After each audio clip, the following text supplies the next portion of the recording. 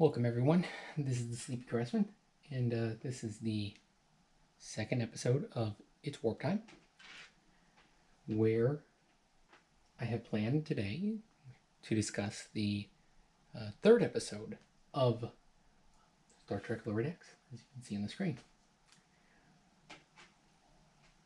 Temporal Edict. You know, when you first saw this title maybe a few weeks ago or something, you might mean something about time travel or something in there. No. Nothing to do with time travel. Sorry to burst everyone's bubble. The mission is basically starts off as the crew is on its way to Cardessia Prime for a once-in-a-lifetime opportunity for a peace accord. I think it was a peace accord. And at the last moment, Admiral decides to have a change of plans and move the summit to Vulcan because Cardassians are creeping everyone out. And of course, Cap is not happy about this. As an ode to, I think, the next generation, she learned the dance. And how to do Cardassian small talk. So she's pissed. And she is under the impression that the ship does not get any respect. That they're essentially a bunch of slackers. So, down in the lower decks, our four ensigns are discussing buffer time, or as Bulmer says, lying. No, this is creative estimating, as Rutherford says, which is actually a real thing in project management. You don't want to go insane and say, a 2-hour project is going to take 6 months, but you don't want to tell them that a 2-hour project is going to actually take 2 hours. You got to give yourself some margin. Just like if you go to the Home Depot, you buy, 3, 5, 10% more product than what you need to cover waste, screw-ups, and so on and so forth.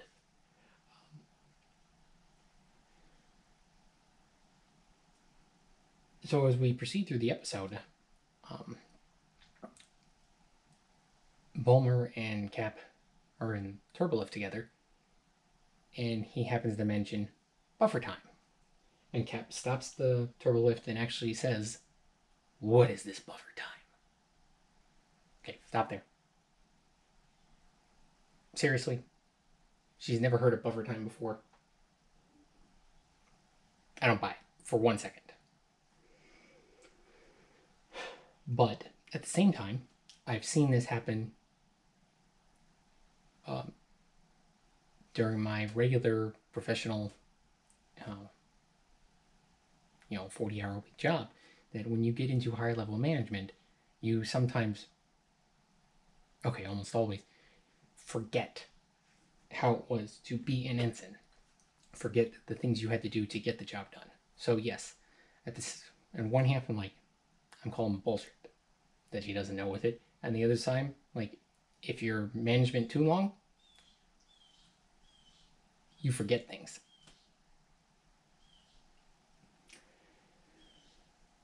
As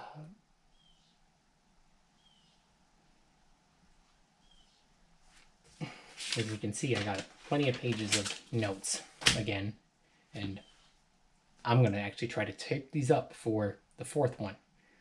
Maybe get a second computer and make an impromptu teleprompter or something. I don't know. I'm focusing right now on not saying every 30 seconds. So please excuse my pauses. I will try to edit them out, but no guarantee. Okay, so after this discussion, she demands the ship eliminate buffer time. Everything's got to be done in the time amounted by management. You can guess how great this goes. Fast forward a week, or 1 week later, everyone is frazzled beyond belief. No one is being able to stay on point, which is not good for a starship. Of course, the only person that stays on point is Bollner, because that's what he does. He's a rule follower. Perfectly.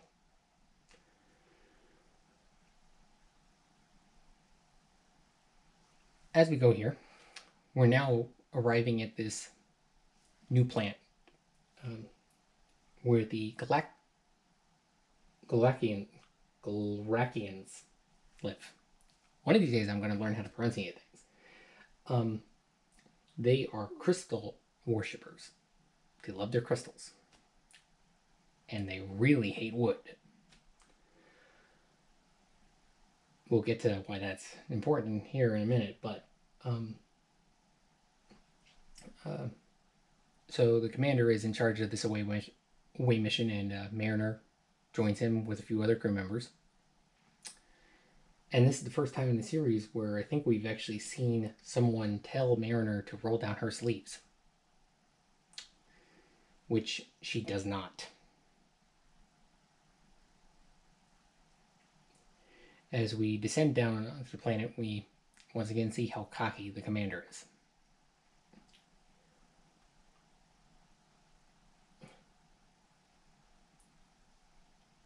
So, when we get down to the planet service, they land, they're making their greetings, and one of the things this planet has, you have to give them a crystal that was given to them on first contact to say they're coming in peace. Well, they grabbed the wrong box, and it was a lock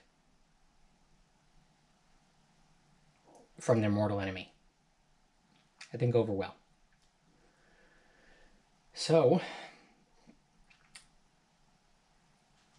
things got violent, and a bunch of people with pointy spears started attacking the away team. And as this planet has recently been admitted to the Federation,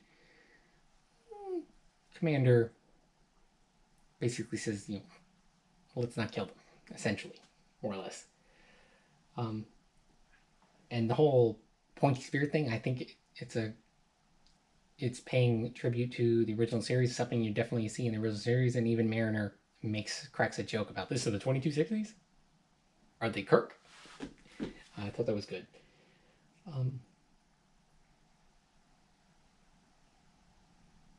While they're dealing with this on the planet's surface, back on the ship, the Galrakians decide to invade the ship.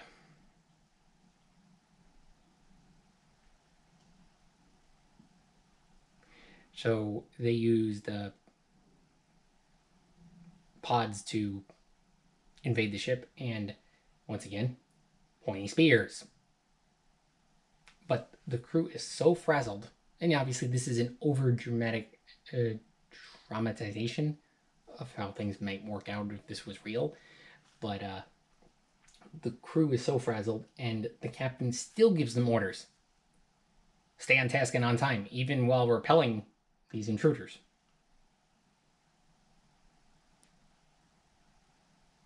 Really?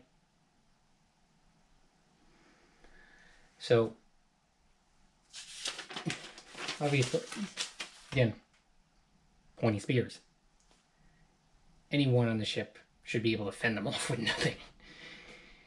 But they go about and they end up using their crystal spears to do some crystal graffiti all over the ship, inside and outside, and it's perfect for an animated series. I wouldn't expect this in a live action series, but in animated, it fits.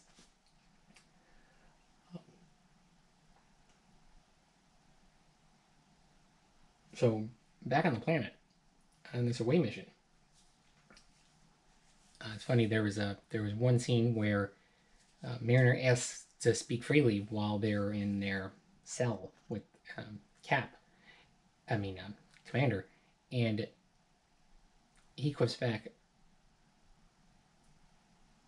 you always speak freely. No one can get you to stop. I think it kind of alludes to that of who she is as a Starfleet officer, that she obviously has a problem with authority. But as you go back to the first episode, how she brought farming equipment. So she has a problem with authority, but she definitely has the right heart.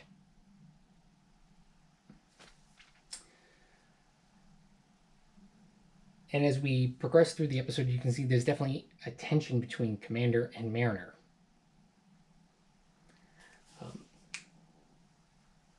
That leaves me... Mariner, I think, is a lot older than I think people lead on to believe. And I know I've seen it in some of the other reviews that she's a combat vet. She probably fought in the Dominion War.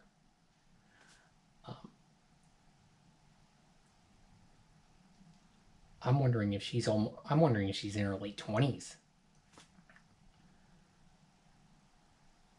For all the different adventures she has talked about, and all the other things she's mentioned, and quips and injuries and stuff, this isn't her first rodeo, and we know that. I want to say that she has been around for quite a while, and I want to say that she could be almost 30. But we'll see. I also have another theory on that, but we'll come back to that. Okay, so part of the justice system on the that the Galakians use is basically their obsession with crystals. Basically, it's a fight to the death with one of their most fearsome warriors, and if they lose the battle, they lose their life. Plus, also the rest of their away team will be crushed by the Geode of Justice or something. I don't remember exactly what it was. I didn't write it down. But so they are given, I forget, like an hour or something to decide between the two of them who's going to do the fight. And they start arguing between the two of them who's going to do it. And the leader of the Galakians actually tells them, "You guys are arguing on who's going to die." And they basically ignore him and continue arguing. And it leads to a point in the episode where Commander ends up stabbing Mariner in the foot to prevent her from being able to fight, and he runs and does the fight.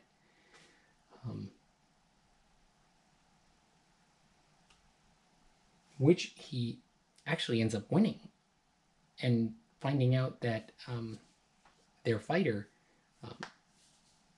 who is kind of portrayed as Hulk, but is actually and really Smart Hulk, big and strong, but also an intellectual, and it's just an act to act dumb. That's the second time we've seen this act.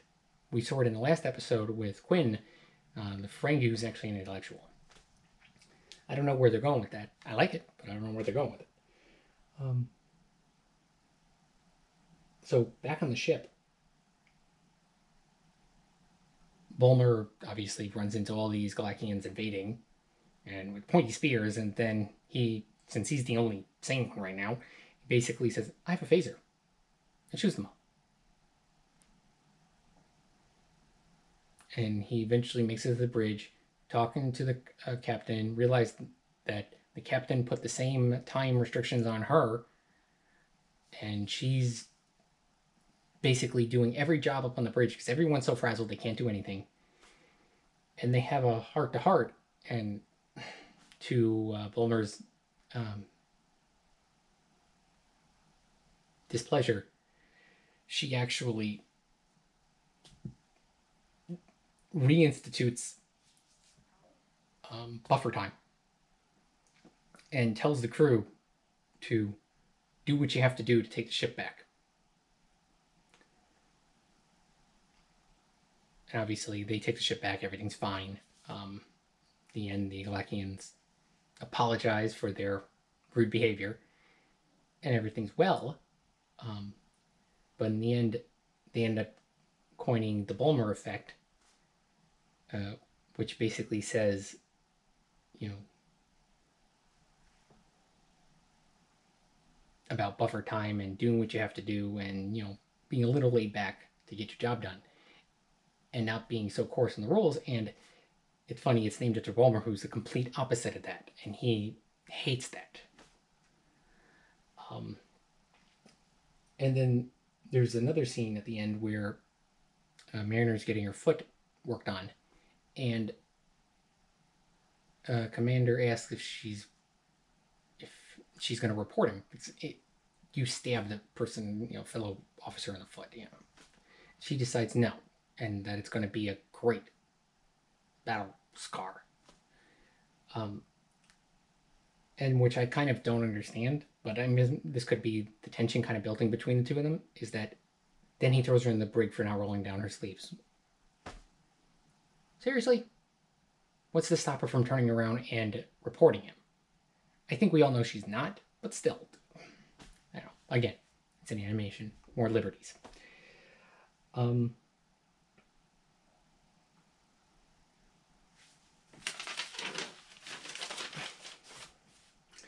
Again, Tiana curses at one point, and when Mariner declines to have all her scars fixed. And again, they bleeped it out. Why?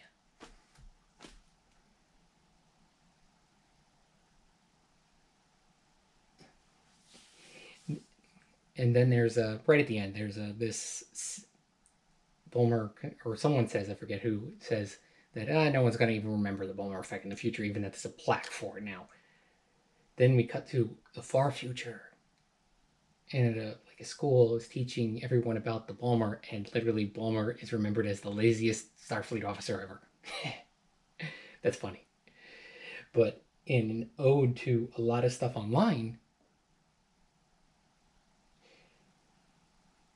they end the episode on teaching the students on who is the most important Starfleet officer in history. Chief Miles O'Brien. I thought that was great. Great touch. Obviously, there's a lot in this episode, and I've rambled on for more than I probably should have. But one thing that I'm wondering is if Mariner is really Cap's daughter. I'm wondering if it's actually her sister. I don't know. I don't know where I'm getting that from. I don't know. What's your thoughts on that?